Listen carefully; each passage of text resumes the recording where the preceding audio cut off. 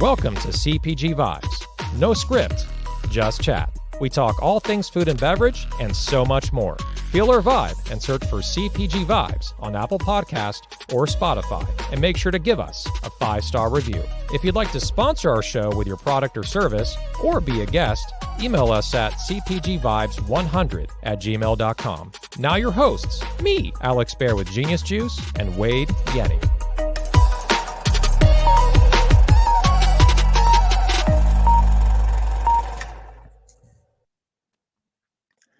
All right, welcome to episode 107 of CPG Vibes, no script, just chat.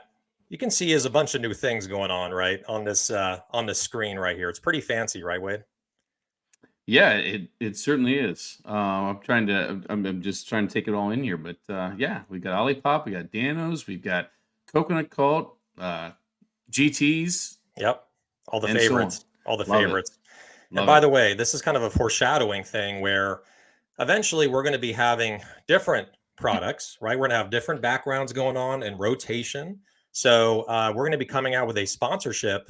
I didn't even talk to Wade about this. This is how no script, just chat this show is, that we're going to come up with a program where you can have your logo / product. We think just the product's better right here in the background for the entire show. And it also gets, re-aired. People watch it over and over. So we'll have a program for that for an extended amount of time. But we just have, we're all about supporting brands that we love. And so you can see that you have the Coconut Cold Good Crisp, Dream Bites, Danos. I threw that one in there for you, Wade. Love it. And all the others. So good stuff. So we're also upping our equipment as well. Wade has his on its way in the mail from Amazon and other choice manufacturers. But I got the boom, I got the new mic, I have a new preamp, all from sponsorships, obviously, to make the show even better and enhance the experience. So there you go. Your hard-working dollars at work. Right. And well, as you know, I'm open to work, and so I will I'll be able to dive into this stuff a little bit more. And who knows, podcasting might be my next full-time gig if nothing else works out, right? It'll be my fallback. Exactly. Yeah, the fallback, which turns into the fullback, I guess. Good stuff. All right, so some laundry list items to talk about. And again, if you'd like to do some comments here, we'll shout you out. We'll put you up on the main screen. We're here for you to support the CPG community. And then also, just to mention at the onset, is our sponsor. So we have Walid Nasruddin, and he does supply chain, he does operations, and many, many other things. He's an operations leader and certified professional forecaster for over 15 years. And we're going to be bringing him on in about 20, 25 minutes. So thank you, Walid, for sponsoring CPG Vibes.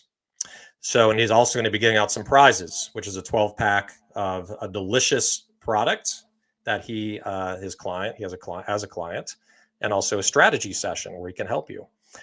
So first things first, if you'd like to sponsor our show, cpgvibes100@gmail.com, make sure to reach out to us. Sponsorships are basically, they're almost full, I think full at this point for March.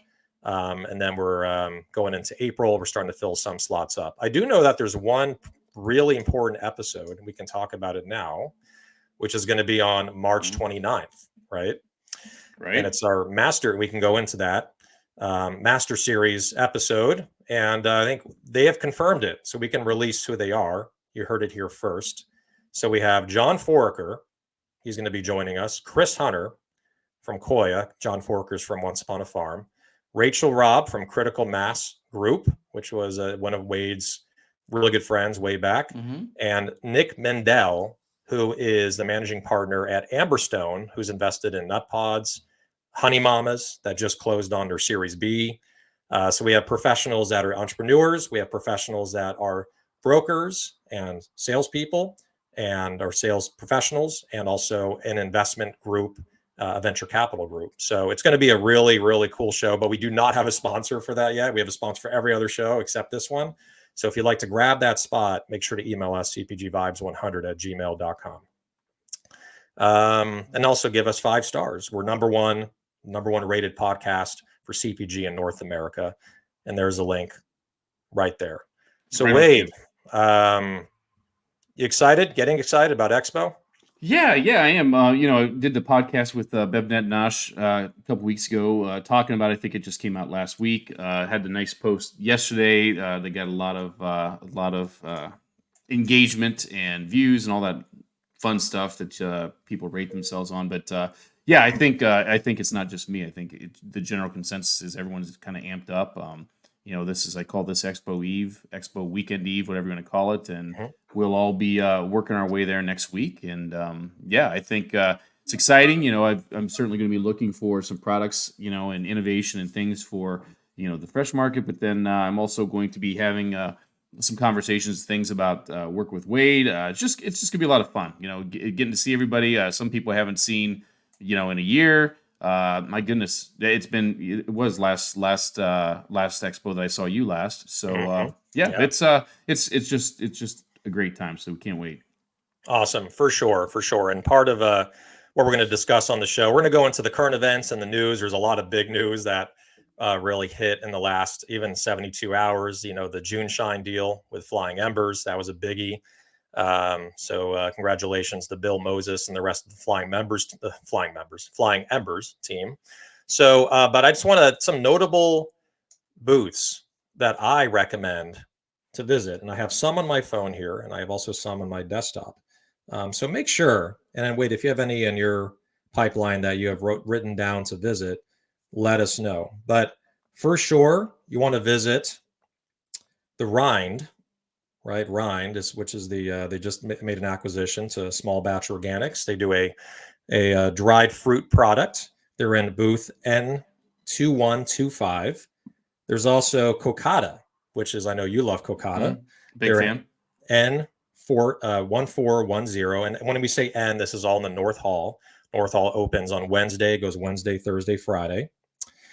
We also have Pan's Mushroom Jerky, which is, have you tried this product? You know what? I've had mushroom jerky. I believe I've had Pan's. Okay. It's one that blows the doors off. I mean, Moku is good too, but just blows the doors off of like people that just want real jerky, and they want that taste, the teriyaki that gets you right here, salivatory gland stuff. And Pan's just does it. Michael Pan is the owner and founder. N33, he is the best booth number. N3333. We can write all this down. And then there's also Mezcla, which is maybe I miswrote this, 216. And then we have Mooskies, 13333. I'm just rattling these off, so you probably have to go and rewind. There's a Yishi booth, N910, and it just goes on and on and on. But there's also some happy hours as well.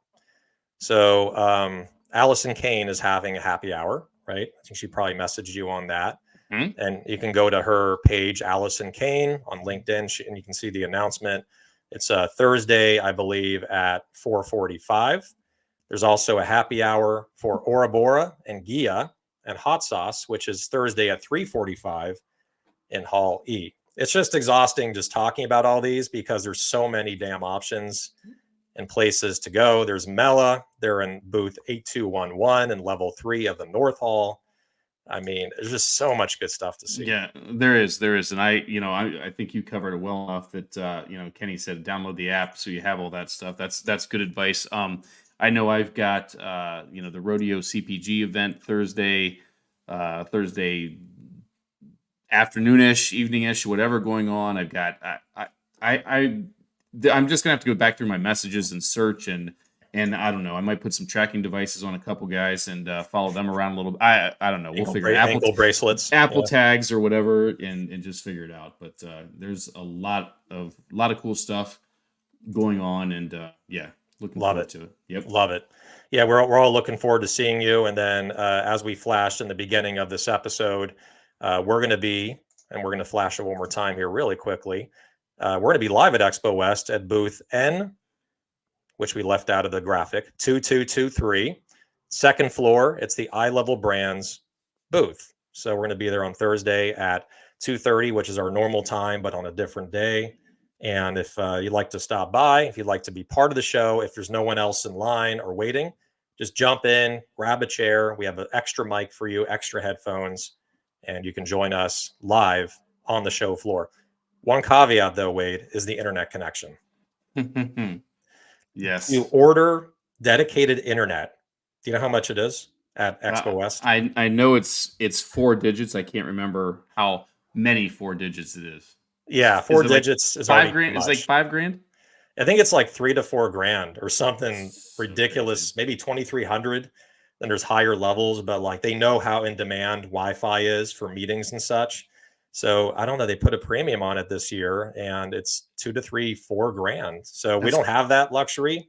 No, So we're just that's hoping. criminal. That's criminal. It's I mean, really, yeah. It's ridiculous. The booth prices are already high. The freight prices are high. The booth itself to build it is high. And then on top of that, they're tacking this thing on. It's like Wow. getting a Starbucks coffee and then charging you $10 for the cream. It's just kind of ridiculous. So before we go into, so make sure to stop by there, and we'll be posting that on LinkedIn about our show at Expo West, our live show here. First time we're doing it. And thank you to Eye Level Brands for sponsoring that. So bring a hotspot. That's a pretty good idea. So speaking of that, let's shout out some comments, shall we, Wade? There's a ton to shout out. I'll let you start on them so we don't double dip here. But there's a lot going on. Gavin is the king of Wade puns. I can tell you that much. He's got a lot going on there. And he's back. He was not here behind the scenes. He was here. Okay. Yeah, he was here. He was just working out. He was working out while I was listening. That's why I couldn't comment. Yeah, I never doubt his commitment to this show for sure. So Kenny Hausman, happy Friday before Expo. He also mentioned below that he's going to be sporting his vintage Friday Vibe shirt, which is pretty cool. Love it. I think that's at least doubled or tripled in value since last year. I'm guessing. For sure. Right? Yeah, I mean, it's number one, discontinued Friday Vibes. Number two, there's not that many. Was there 20, 25, something like that? Yeah. It's like Mickey Mantle, the rookie card. Yeah. So except you can wear it. So happy Friday all from a LinkedIn user. Gavin Conkle. Alex wouldn't let me join the last few weeks because he said your ego was too big. Let's see. A lot of back and forth here. That's a lot of these. Gavin Conkle, hashtag when it wades, it pours. Oh man, I just should skip some of these. Dano's broker is here. Sean Berg. What's going on, Sean? SMB sales. And we have the Dano's logo here, or Dano's shaker right here in the screen. That's the green top. Robert Kogan. That's the week before CHFA West of Vancouver. Okay. And let's keep going. A couple more, and then we're going to go right into the current events. Jeannie Gregory, bring a hotspot. So, all right. So a couple big news items here, and it's loading up on my side. Okay, continue to cite. So Once Upon a Farm, they're releasing new refrigerated oat bars. Looks like there's one that's a banana flavor, banana chocolate, and a strawberry. So they're now venturing into the refrigerated space, into the Perfect Bar, Midday Squares, land, Core Foods land. And they have two. It looks like I'm seeing two flavors. There might be more. I think there's three. Three. Okay. Yeah, I can't see the third one here. It looks like maybe something with the chocolate chips in it. But they're going into that space and venturing outside of baby food. So that's interesting. Some other big news also to share. And again, if you guys have comments, we'll shout you out. We'll pull you right up on the screen. June Shine acquires Flying Embers in an all-stock deal. I think that's a sign of the times, to be honest. Like I want to celebrate it. It's great. It's better than a business closing up, right, and running out of money. But an all-stock deal from a vertically integrated partner. And then there's also rumors that June Shine is going to be coming out with a non-alc version of something, which is very new for them. So yeah, I don't know what you think about it, if there's anything to say, but that shows that not a lot of money flowing, not a lot of cash flow, and it was an Right. all stock deal. So there you go. Yeah. Yeah. Money's tight. We all know that money is tight. But yeah, I think the Once Upon a Farm thing is pretty interesting. That space. It's interesting because I know the space we had dedicated to it on the West Coast, and it's certainly more significant than the space we have allocated to it here. Um, but I see it expanding. We've certainly expanded it since I've been here. Conventional retailer close to me has I think the only thing they have are the Perfect Bar 4 packs, 6 packs, whatever they are, the multi packs. They don't have the singles, so but it's starting to come around a little bit. So I'm curious as to how Once Upon a Farm will fit into that with their take on that category. So it should be cool. And then as far as the other piece goes, the June June shine. Shine, yeah, that's you're seeing a lot of acquisitions, just trying to expand in the categories they're in, or maybe just spread out a little bit more. In this case, I'm not overly familiar with Flying Embers. I mean, I've seen it. I know the brand, but is that you're the kombucha guy? Is that one that you're a fan of, or? I never really got into hard kombucha. I know they were really heavily into hard kombucha and other kind of mixtures, and also mocktail type stuff. But I think all hard stuff actually, and Gotcha. just never got into them. I think like the only one I ever really drank that was hard kombucha was June Shine, coincidentally, and I don't really, and also I know GT's came out with a hard kombucha as well at some point, I believe, unless I'm mistaken. And so I just never really got into it. I just love kombucha as it is, that are just taste pleasant and not too bitter, because hard kombucha is extremely fermented, and so it's a Right. lot more bitter. And I never was a beer guy, so that also kind of adds to it. But I know, I mean, are you a hard kombucha guy at all? I think we've talked about. I'm kind of choosy on my kombuchas in general, just because I'm Right. not an overly vinegary guy. So I'm very Yeah. very picky on which ones I gravitate to. And if I'm drinking something with alcohol in it, it's probably the last thing on my list is going to be a kombucha. But that's me. That's me. Different strokes, different folks, right? Exactly. I think there's a brand, Wild Tonic, that is not vinegary at all. It's really good. It's the blue cobalt bottle, and they use June. And big shout out to the team there, Holly, Danusha. They have their own facility in beautiful Sedona, Arizona, and they're also going to be gearing up to raise some capital here as well. And but they're vertically integrated, and the product has none of that vinegary stuff. So for those that Nice. don't like that taste, Wild Tonic is excellent for that. I recommend the blueberry basil or the goji rose. So, one other big news, right, is we're talking about also the close of Honey Mama's Series B, led by Irresistible Foods Group, and I'm just reading it here. John Linehan and Matt Owens, and I'm reading the article for their unwavering belief in Honey Mamas. And then, so congratulations to Christy Goldsby, who is the original founder, and she's still on board and helping run the company for Honey Mamas. And then Jared Schwartz, the CEO of Honey Mamas. So do you know? I'm going to like play dumb here. Do you know anything about Irresistible Foods Groups? Have you heard of them? I Off the top of my head by name, I would say no. They You don't typically see their name in the news a lot. They're typically under a much more famous name, which is King's Hawaiian. So the King's Hawaiian bread that everyone knows and loves, they're a $500 million a year sales company. They formed a venture group called Irresistible Foods Groups, and they bought Shakati, right? Hmm. The Hawaiian influence right there. There's also another brand, which I don't have in front of me. You can Google them to see what else they have that's in their portfolio. But again, their latest investment is Honey Mamas. So pretty cool. Pretty cool. They're very selective about who they invest in. I've met the son of, the founder, younger son, because they're in Torrance. So I Right. actually I went. was just going to say it's in your backyard, the headquarters. I know I've passed it before when I've been up in that way. So yeah, very Exactly. cool. Very Yeah. cool. I've got one more news thing in it. Well, you know what? Before I do that, I'm gonna shout out two things real quick.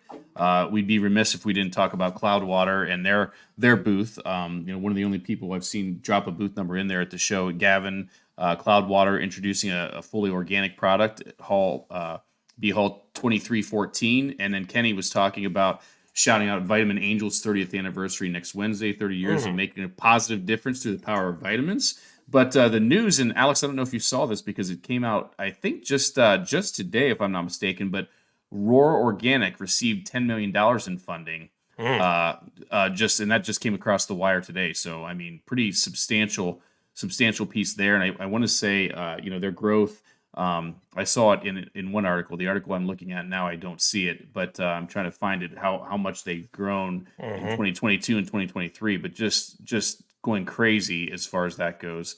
But that just came across the wire today. Wow.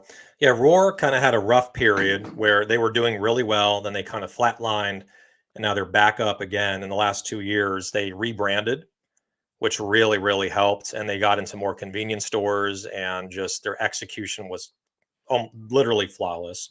So they deserve that. So yeah, hats off to them. I was going to say, looking at it, and this is Spins data. The article states Spins data because Roar doesn't disclose financial data, but their net revenue grew 79% from 2022 to 2023, Wow. and more than 85% dollar growth in that same time frame. So yeah, nice job there.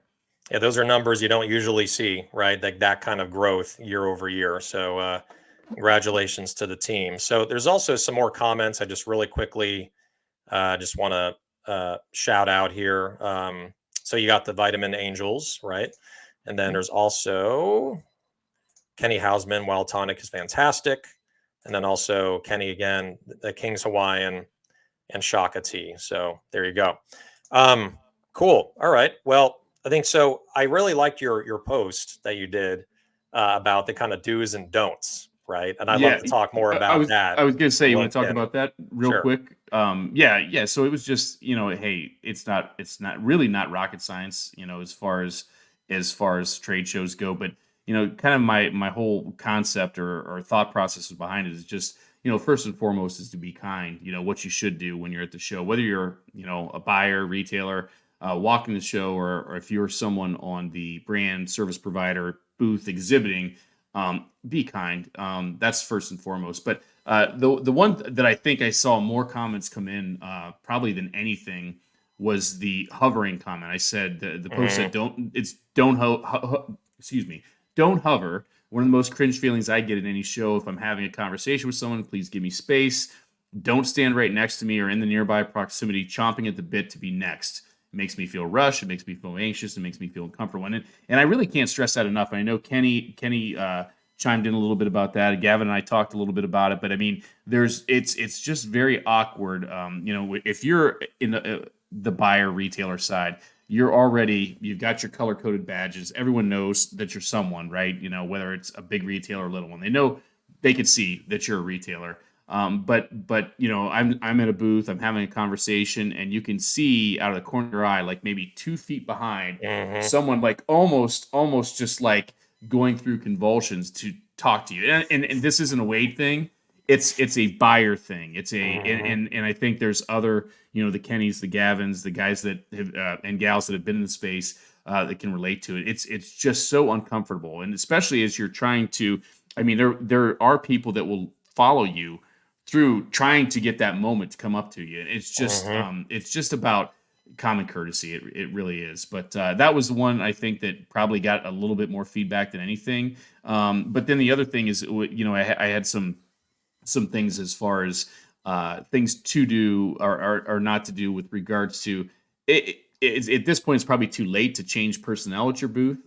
So I would, if I was in charge of a booth, a brand, a service provider, what have you, I would sit my team down before the doors open and explain to them to make sure they have their cell phones put away. They're there to represent the brand, to look the guests and people passing by in the face, make eye contact, interact, engage, and sell their product and talk about their product. Maybe not sell it obviously right then and there, but talk about the product. And so many times you'll come across a booth where you've got a guy that's, it's a person, I keep saying guy, but a person with their head down, looking at their laptop or looking at their phone. And I mean, it's not a good look. And beyond that, it's wasted time. And, you spend so much money for these, 72 hours, 96, whatever it is. Mm-hmm. If you've got somebody that's just, eye deep, nose deep in their phone, it's not a good thing. Yeah. Let me approach this from, and I agree with you. Let me approach this from the brand owner side because I want to get, I think Okay. like what my question is going to be here because there's a lot of brand owners on here. How do you do? What's that balancing act? Because it's like to reach a category manager or buyer, it's so difficult, right? Like by Mhm. email, and it's only gotten harder since the pandemic. Flooded with emails, flooded with Google Meet calls or what have you. So how if you only have that one shot, right, once a year to really get in front of them, how do you do it without being rude, without lurking, yet getting their attention? What's your recommendation? Oh, It's a I don't very know. difficult I question. was gonna say I don't know that I have the golden answer, and I'd encourage either Gavin or Kenny to chime in the chat. But for me, I think I would probably try and be a little more tactful about it. Perhaps I would make a lap around and approach from this side like it was not me coming behind you and Hmm. grabbing you the minute you stopped having a conversation. Maybe try and make it a little bit more organic, or something like that. I mean, it's about space. It's about understanding. Like, again, if I'm at a booth interacting with someone, and there's someone like right next to me, perhaps take a couple steps back, take a deep breath, do some Hmm. some breathing exercises or something, and then Right. maybe casually try and make it happen. But the 18-inch approach where you're just there because the minute they turn their head from who they're talking to, you're going to try and grab them. That's what gets very uncomfortable and Hmm. just awkward, to say the least. And it's the equivalent of sending a follow up email every other day, right? I mean, Right. it's excessive, it's too much, it's aggressive, it's not a good look, it's not going to come across well. Exactly. Yeah. So, and then once you upset someone like that, it's hard to get them back, and it's going to be harder to get in touch with them, right? Even after the show, because they're going to remember you. And I always say this: that category managers, buyers, they don't forget, right? They Right. deal with a lot of brands, a lot of people, but don't think that they don't forget because or that they do forget because they don't forget. That was confusing. They do remember if you mistreat them or not respectful or rude or too coming on too strong. I love that approach because you want it to be organic and you also want to read the body language of the buyer, right? Are they in a rush? If they're in a rush to get somewhere or meet with someone, or they're just tired and they don't want to talk with anyone anymore, that happened. I think I can't remember, but it was sometime last, like 2 years, like 3 years ago. I was in one of the aisles. A buyer came by, and I'm like, oh, it's a buyer I want to talk to. End of the day, 3 days into the show, and I started talking to the buyer, and they're like, like deep breath, or like another one of these damn meetings. I just want to walk and enjoy my time. So I Right. picked that up from them and I stopped and I said, you know what? Here's my card. That's it. Yep. Like, I'll email you next week on Thursday, Friday, give you some time to catch up, and I'll just touch base with you. Alex Bear, Genius Juice, boom, done. And then I left. Right. So like that also they appreciate that because they're getting hammered from all sides. But in the case where it's the first day, the first 2 hours, um, I also think too that maybe the first 4 or 5 hours, 3, 4 hours, let them do what they need to do and don't bother them too much because they have an agenda of things they need to do. Towards the end of the show, when they're just relaxing, walking around, wanting to cool down, and you can, run into them in the aisle and then say something. But again, the most important thing is pick up on their body language, see if they want to talk or if they're tired and they don't want to talk. And you have to adjust how you pitch it based on how they're feeling. So that's Right. my contribution to that. Right. And I know we can keep going, but we got to get Waleed on. Maybe we can circle back with some of these comments after we talk to Waleed. Sure, absolutely. So, okay, so let's go right into that. So, our sponsor, and so I can do the honors here, I got it all pulled up, is Waleed Nasruddin. So, a little bit about him, and I'm actually going to pull all this over here. So, I'm looking at the screen. It looks like I'm looking at the screen. So, he's a CPG operations advisor. His background, he's a seasoned operations leader and certified professional forecaster with over 15 years of experience in business operations, specializing in demand planning and supply chain management for consumer goods and CPG brands. He's the founder of W. and Dean Advisory, Supply Chain Consulting and Fractional Operations Planning. That's a mouthful. Dedicated to reducing stockouts, improving inventory, and increasing customer satisfaction for a fraction of the cost of an in-house solution. If you can't afford to, pay a VP of Ops $150,000 a year, he's a great resource for that. And again, he is a sponsor of our episode, and we'll bring him on here for a few minutes just to chat with us. And I'm going to put on some music here, as always. Let's see, let's get that going. So, Waleed, how you doing, my man? I'm good, buddy. How are you? Doing very good. Thank you again for sponsoring our show and supporting us. And we're definitely hoping to support you here and get the word out about what you do. Yeah, I mean, first off, congratulations. This is an amazing show. I've been following you guys for maybe 2 months now, so I'm still fairly new. But it's a great show, great platform. I love listening to it every Monday when I can't make it live on LinkedIn. You guys are doing a great job, so congratulations. Thank you. Appreciate that. Thank you. But I mean, look, you said it exactly what I do. To keep it simple, my job is I do inventory management and demand planning. I guess the main takeaway would be that I'm not a SaaS. I'm not a platform. It's actual service providing, outsourcing your demand planning, your inventory management. And our goal is to basically make it so you don't go out of stock on items, you don't lose sales, you don't lose momentum, and at the same time, cutting costs by optimizing the supply chain and making sure that you're not holding excess inventory, you're not tying up cash in the products that aren't moving, right? It's resource management. You want to be able to take that money and put it in the stuff that is moving. So we do a lot of like inventory analysis, SKU rationalization, classifying SKUs, Pareto analysis, 80-20, see what's driving the business. And then basically just optimize the inventory and planning that way. That's basically what we focus on. Great. So short and sweet. I have one question, then Wade, you might have a question, but Yep. Mine is as far as brands, right, that you work with. I know there's one great brand that's growing like a weed right now, not weed as that weed, but a weed as a plant that's growing fast. You got to specify that these days, which is Coco Love, right? The coconut water brand. Tell us more about him and his brand, but also like a case study of someone you helped and what you did to make an impact with their company. Yeah, I mean, Coco Love's a simple one because he's one SKU, so there's that benefit of simplicity. You can't do SKU rationalization on that. So, but I mean, the common issue across most brands is really getting overly optimistic when they talk to a buyer or they talk to a new customer, and what happens is they end up over inventorying before that kind of comes to fruition. So most brands now, obviously, being stocked out it's kind of like everybody knows is impacting the business. Like, hey, I lost sales. It's quantifiable. I lost this much sales or this shelf space.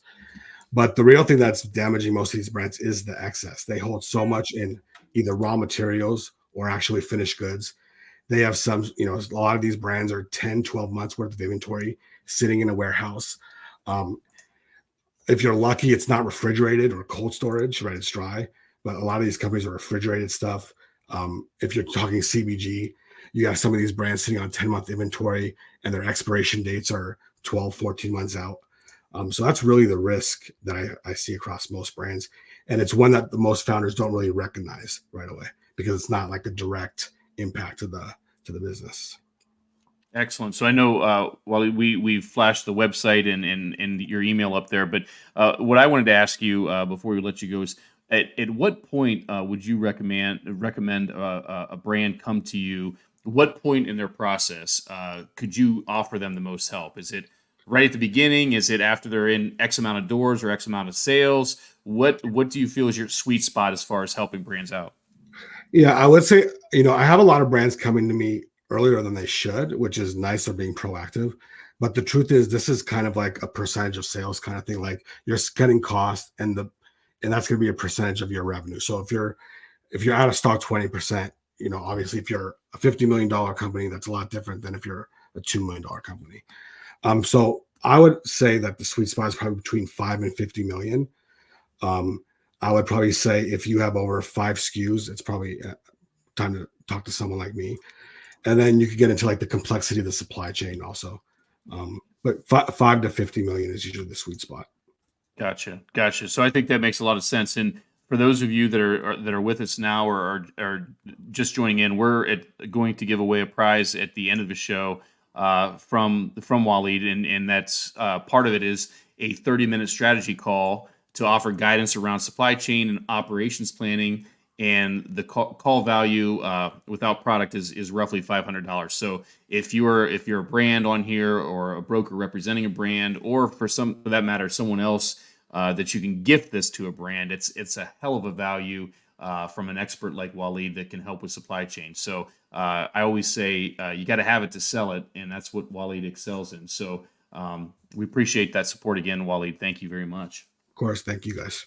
Yeah, and I did also flash here the website for one of his clients, who's a fast growing coconut. And I love this brand because in the midst of a saturated category, and his mission, which we don't have a lot of time to explain that today, but Coco Vinny, I think he legally changed his name to Coco Vinny. That's what I heard. He has a baby daughter named Coco, right? That was just born. He lives it, brother. I mean, he lives the coconut life. He's planting trees all over the world. I'm sure you're helping with all of this because it's a big operation and he has a lot of energy, as you know. But make sure to support also Coco Vinny. Go to Coco Love, that's COCO Love Water, CocoLoveWater.com. And I think the only other thing I'll say is hiring someone that's a specialist in operations, you're going to see things, Waleed, that they will not see, and that will save them a lot of money. And that's how this all works. That's why they're paying you, to help them save a lot of money and avoid mistakes. So I think that's a big value. Absolutely. All right. Well, thank you, my man. Again, thank you for sponsoring CPG Vibes, and look forward to giving out your prize at the end of the episode. Thank you. And I'll actually be in Expo West next week, so hopefully I could meet you guys in person as well and shake your hands. Absolutely. Awesome. Come on by our booth. Yeah. The eye level booth, right? Eye level booth. 2:30. I want to say Eastern. 2:30 Pacific time on Thursday. Yep. N223. N223. Yep. On the second floor. All right. Well, take care, buddy. Thanks again, Waleed. Thanks. Thank you. All right. So I was going to say, do you want to go back here? I was going to pull up a couple questions or comments. I know there was a question. There was a question from David Abrahams. Speaking of eye level, that was a nice segue here, and he asked me if I do pre-show planning, where I identify certain booths and products that you want to see for sure. How do I do this? So I think it really depends on your role, right? I think my role, my current role, is more administrative, more strategic and things like that. So my agenda is a little bit different than if I was a category manager. But let's just say in general, right, as a category manager, for me, I've got my top vendors that I want to see for sure. Just that relationship piece. I want to go around, shake hands, thank them, maybe see what they have new, just kind of, foster that relationship a little bit, and so on and so forth. We're fortunate enough to be really good, strong partners with Spin. So they do a nice job of preparing us in advance with, some trends and some things we need to see. They also provide a lot of data to us with regards to voids that we have, booths. They can heat map the entire floor and show me, here's brands that are declining, here's brands that are increasing. The void piece is really important. We want to make sure for those, at least for me, I get around and see some of those voids. Is there a reason why we don't have it? Is it an ingredient standard, past life?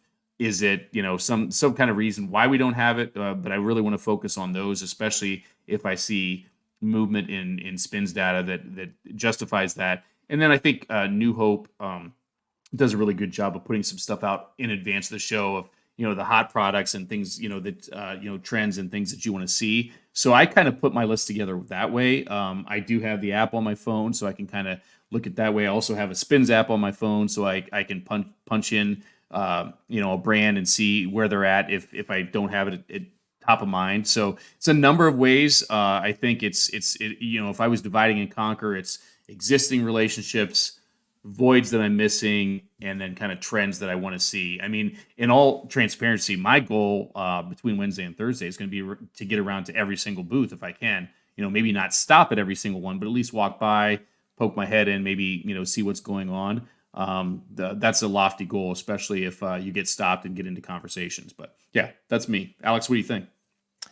I mean, you said it so well, and you have so much planning behind when you're going there. A mixture of planning, but also just kind of freely roaming around and seeing what's out there, and also visiting the booths, which I think is huge to see what's out there and all the innovation. So I do have one question for you, though, but, and not to cut you off, but I do have Sure. a question. Someone asked me, but I think it's a better question for you because you've been in this spot. Sure. So someone asked me yesterday.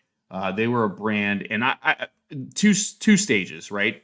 Stage number one is you're a brand. You're not exhibiting, but you're going to be at Expo. What's your strategy? What are you trying to do? Okay, that's question number one. Question number two is you're a brand. You don't have. You're not going to be at Expo. What do you? I think the question is what can they do to take advantage of the hype and all the activity if they're not going to be there? And I answered it my own way. I'm curious as to how you would answer both those questions. Yeah, it's a lot of ways to answer that. So if you are a brand and you're not exhibiting yet, you're going to be at the show, right? Walking the floor. I love this. Bring a shitload of products, and not to give out to just anyone. You can always get, if you're brand new and you want to get consumer feedback or just customer feedback, then give out a bunch of product that you can get their advice in person. But to me, product is about buyers, brokers, strategic partners, valuable potential partners, investors. So I would bring a minimum of at least 200 units, right, of whatever you have. And how are you giving that out? Like, because I know there are rules of what you can and can't do. You have to either do it discreetly or outside the show. How are you doing it? Or how would you advise someone to do that? Well, it's, I'm not saying like you show up in the front door, outside of security, and then just start handing out stuff to people walking in. Are you Whole Foods? Great. Here's one. Who are you? Oh, okay. I'm not going to give you one. Sprouts. Okay, here you go. Wade Yenny. Here's 10. But it's not about that. You put it in your car. You park at the structure, right? You put the samples in your car. If it's refrigerated, put it in the cooler, and then you can go back and forth from the show to your car to reload. And you should only carry maybe like 5 or maybe 10 at a time in a bag, like in a branded bag, so people see it, or in a backpack. So that's what I have done almost every year since the beginning of, attending Expo, is like, you don't want to carry any kind of cooler in the aisle where you have to like lug it and then put it down when you're talking with someone, and then you're going to break your back. It's not fun. So carry 5 or 10, give it out to key people in conversation, and be selective about who you give it out to. I mean, it's good to give out, samples, but you're there to do business. You're there to network. You're there to build your revenue, right, and get to the right people. So I think that's answering that question. Anything else on that? I mean, no, I nailed it. I think it's being strategic about how you do it and somewhat discreet as well, right? Right. And then I do want to also address where you go. I know we're 10 minutes before the end of the episode here, but also where do you go? So it's hard to get everywhere. And also, one mistake that a lot of especially newcomers do is that they talk too much with too many people. Like you get stopped by someone, you're talking with someone.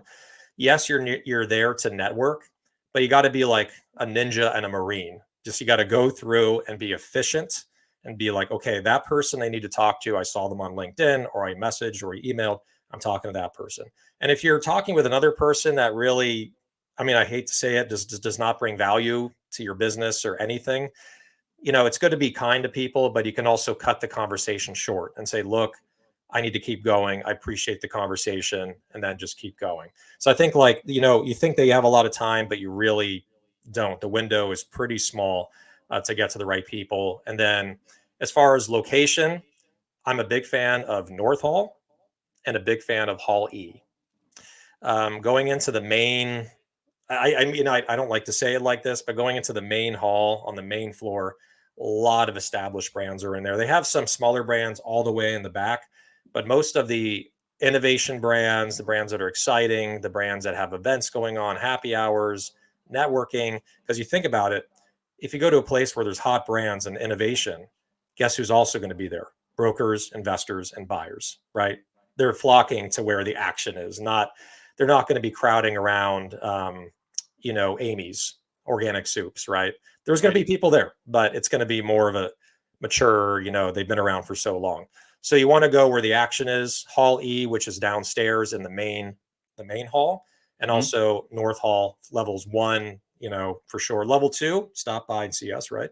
And then also level 3. And then the other question was, if you're not going to Expo, you're not going, whether you're just starting or just don't have it in your budget to travel. How do you take advantage of? The question was, how do you take advantage? Excuse me, of the Expo hype, and you're not there. How can you, on the sideline, take advantage of the hype? I mean, that's a really great question. I would say try to go. I mean, that's my honest answer. Like, or at least what you can do is, if you, let's say you don't get can't get a badge or anything like that, at the Marriott, at the Hilton, right? And you've been there. The Hilton, Yep. first floor, you don't need a badge to get in. It's all networking, and there's a lot of people gathering in that area to do meetings. There's after at the bar, right? A lot of people go to the Hilton. There's a lot of seating areas, a lot of couches, which are usually all filled up, by the way. You cannot get a seat there unless you're there in the morning. And you'll find great people there that maybe just got out of a meeting, and you can stop them before they go back to the show. Right. And so the way I answered was simply is if you don't having the budget to exhibit, I'd still recommend being in the area, walking around the vicinity, wearing your brand swag, doing that sort of thing. If you can't be there on site, my answer was to follow all the socials, try and absorb any and all info that you can with recaps and pictures. And I can't recall specifically, but I believe there's some of the seminars and things are available online. But just to give you a feel for what goes on at the show and how you can prepare for it in the future. That was kind of how I answered that question. So exactly, there's a lot of like common areas that are outside of all the halls that you can kind of walk around and like try to meet people. A lot of people meet at the fountains outside of North Hall and also in the main hall where the big logo is and the main building is. So, but it's hard because it's not focused. You're just kind of wandering around trying to find people. And then the other thing I'll mention too is make sure just to set some meetings in advance. I know, Wade, you're not a big fan of setting a bunch of meetings in advance, but for certain buyers, certain people, you want to get in touch with them beforehand and say, hey, let's meet at the Hilton. I like to meet before the show is open, to be honest. I get there at 8, get some coffee. I don't drink coffee, but get something with caffeine in it and meet with someone, and everyone's relaxed, right? We're just there. The show is not open yet. And we can have a very productive conversation. I'm going to add one more quick thing, then we're going to go to our next segment. I'm going to be sharing a story about something that happened in 2019 that really helped me too. And this is for the buyers. This is my advice back to the buyers, is if you are intent on going to someone's booth, give them a heads up that you're coming. Like if you want to meet with them, talk business, current vendor, new vendor, interested in trying the products, interested in meeting the founder, and you're like, you have your eye on this brand for a while, send an email to them, or if you have their cell, right, text them. And that's exactly the legend. Rick Cruz, he was the buyer for Pavilions for many, many years. You've heard of him, I'm sure. Yep. And he was a legend. He retired about a year and a half ago. And and then there's Cesar Valenzuela is now the buyer at Pavilions, who's also great. But Rick, we had a just great relationship where we had each other's cell phone numbers. The very first time I met him, we'd exchanged numbers, which isn't always the case with buyers. And he texted me when he was on the way to the booth. I mean, how freaking cool is that? And he said, I'm on my way. I'll be there at 2 o'clock. I'll see you there. And I texted back, I'll see you there. And I was actually in the aisles trying to meet people, and I ran back to the booth. So, nice. And I met him. And then once I met him, we got into Pavilions, and it was great. So, nice. So let's go to our next segment, brand new segment, which was a little bit rocky last week, but fun. And let's see. This is called Try Anything, where we try products that we have never tried before to get our honest reaction right away in real time. So, and if you want to send us products to try for the first time, just email cpgvibes100@gmail.com.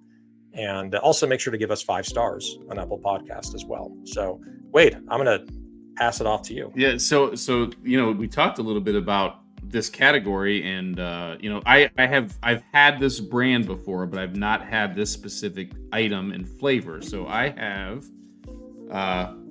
coconut water. Do you know this brand? I've seen 100? it. Yeah. Yeah. So 100 coconuts. 100 coconuts. This is the new. I think it's relatively new mango flavor. So, yeah, I'm gonna give it a whirl.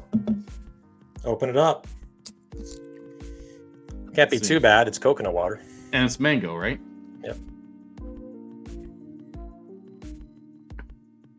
Very nice. I like the flavor. I don't know if I probably have to take another drink, but if I had my eyes closed, I might not be able to identify that was mango off first taste, but it doesn't get any cleaner from an ingredient standpoint. It's pure coconut water and 10% mango juice. That's it. Wow. End of story. Yeah, that's it. So very good, very refreshing. I wonder where the name 100 Coconuts comes from. I'm sure there's a story on the back somewhere. Gotta be. Well, while you're looking at that, so that's 100 coconuts, mango flavor. And again, send us product you want us to try. And by the way, I'm sanitizing my hands because I'm going to be eating some cookies. But before, I actually have two. And I'm going to double this as my stuff we love because I know I'm going to love one of these or both of these. Okay. So, but the first one, pick this up on sale at Sprouts, is the Wild Wonder. Nice. Strawberry Passion. Rosalie's company is a rocket ship. There was an article actually where she was ranked as the top 14 fastest growing consumer brands in the country. They're doing 10 million in revenue. This is all really, really impressive. So I'm going to try it. It's super clean, hibiscus, straw, and she got the recipe from her grandma actually. Strawberry juice, passion fruit juice, agave nectar, Jerusalem artichoke. We got strawberry flavor, but organic, chicory root inulin, monk fruit, and live probiotics. I think it's going to be great. It's just going to be great. And it's chilled too. So this is the Strawberry Passion from Wild Wonder. Yeah, it's great. Nice. It's like not overly sweet, which is great. It has a nice fizz to it. It has it has a nice taste, but it's not overly flavored like strawberry. It's just a perfect balance because they have a lot of other things in here. Chicory root, Jerusalem artichoke. They're balancing a lot of other flavors, but it also has a nice tea note to it. Nice. So I give this a 9 out of 10. It's a good one. The other one that I want to try here is going to be, I've tried some other flavors of his, but not for a long time, is Imley. Imley. Yep. So Nick DeClario, he just called me today actually because I ordered this from his website and he gave me a handwritten note. See, these are soft baked cookies, dark chocolate chip. I know we're running a little over time here. 7 grams of prebiotics, 6 grams of protein. Shout it out if you had this product. They're at Fresh Market. They're, I think, in a bunch of other stores. They're based in New York. And I mean, Nick's a good guy. Yeah, and here's the product. You know, it's just these small cookies, comes in a tray. So we try it out. I can wash it down, the Wild Wonder, right?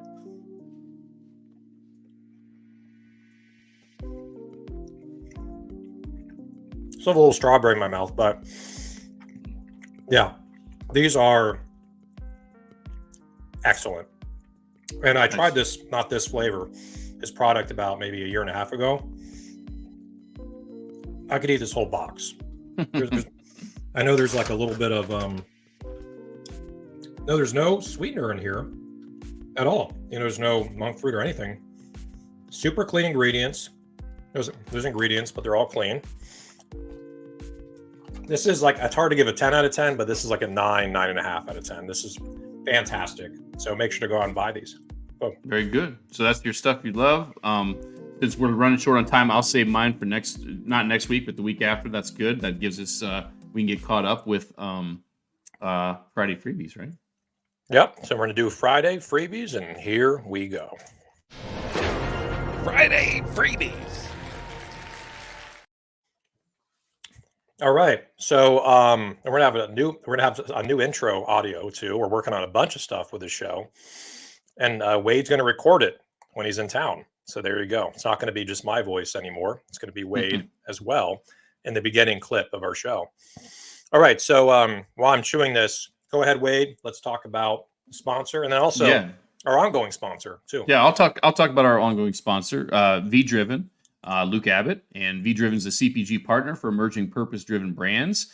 They fuel growth and innovation by providing strategies and support in every phase of the retail journey, from leadership coaching, brand management, accounting, sales strategy, day-to-day tactical support. They can be the end-to-end solution for brands' business needs.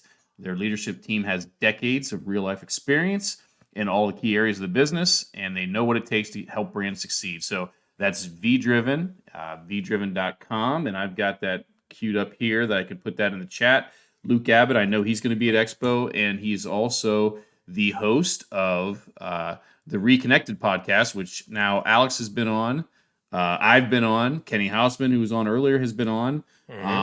Great stuff. And Luke is just as genuine as they come. So that's our ongoing sponsor. And then this week's special episode sponsor is Waleed Nasruddin, and he was on earlier, and he is with Supply Chain. I'm going to put his link back up in here again now. There it is. And he's a seasoned operations leader, certified professional forecaster, over 15 years of experience in business operations, and specializes in demand planning, supply chain management for consumer goods and CPG brands.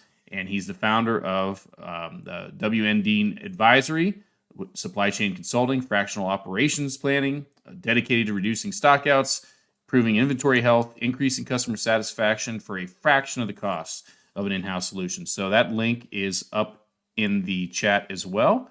And Alex, that gave you time to come up with a question to give the prize away this week, which is, as I talked about earlier, a 30-minute strategy call, and offered guidance around supply chain operations planning. That value of that call is $500, which is just tremendous.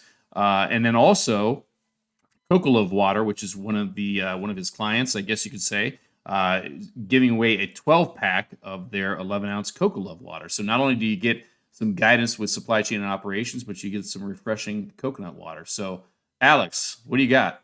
Yep, you can actually drink it during your meeting with Waleed, right? It's chug them. So the question, it's going to be a two-prong question. You got to get both of them right. What is the company, like the parent, the venture capital group, called that invested as a lead investor in Honey Mama's Series B? And then where are they located? What city and what state? Wow. All right, I'm not winning this week, Alex. It's funny, but it's getting harder and harder to keep up with the links and the comments and everything. So it's like, I'm listening, but not attention to detail isn't what it used to be. But we're waiting for an answer to come up. I know. I'm guessing you're probably going golfing tomorrow. Katie's got an answer there. I don't know if that's the right one or not. I'll let you. That's it, but you got to spell it out. Got to spell it out. Yep. Okay. I'm actually going to quick. But, I'm going to see one of my favorite artists in Durham this weekend, JJ Gray. And him a lot. And what's really cool is when the opening act is Cedric Burnside, who I'm also a big fan of. I've never seen him before, so that's what we're up to this weekend. How about you? Yeah, so actually no golf tomorrow, surprisingly. So I'm going to hopefully play on Sunday. So Gavin, it's you're close, but it's a city in California. What is that city? And it's right in my neck of the woods. Starts with a T. Yeah. If no one can answer what the city is, then we'll give it to Gavin here. Give it to Gavin. I like that. # give it to Gavin. Almost as catchy as Work with Wade. Almost. Right? That's funny, Katie Griffin. You crushed it, buddy. So I think that's close enough, right? It's in LA. I guess that LA is a city. Yep. So never mind, didn't crush it. Technically, it's there it is. Oh, Torrance. All right, Alex, this is your call now. I'm letting you. This is all you. Katie deserves it. Okay, that made it easier. Okay, Katie, you got it. So you got the prize. Very, very nice of Gavin. Very giving. Well, he's won like 80 times on the show, so he's it's good. He's giving one away here, giving one back. So make sure to email cpgvibes100@gmail.com. It's Irresistible Foods Group under King's Hawaiian in the city of Torrance, California. So, okay, well, that is our show. And then someone was asking up here, Wade, in the comment section. Let's see. They mentioned, this is Allison Clay. They mentioned what time they're going to. Yeah, I answered her. I answered her. Oh, yeah, perfect. 2:30 again. If you're joining late, we will be doing a live show at Expo West next Thursday. That's the 14th at 2:30 p.m. Pacific Standard Time. And much thanks to David Abrahams with iLevel. We'll be in his booth. So stop by and see us, and look for the green shirts, right? They're kind of famous for that. That's their claim to fame, is they're walking the shows. They have those nice green and I think black trim shirts. And several of them have haircuts similar to me. So we shouldn't be hard to find. So not at check all. us out. That's right. We'll have the table right on the side of the booth because it's a corner booth, and N2223, and we're gonna have an orange banner, a nice orange banner for everyone, stand-up banner. Everyone will see it. So you got green and you got orange, right, going on at their booth. All right, well, Wade, you have a wonderful weekend, and get some rest before the craziness of next week. And everyone, you do the same, and we'll see you out in Anaheim at Expo West. All right. Take care, everyone.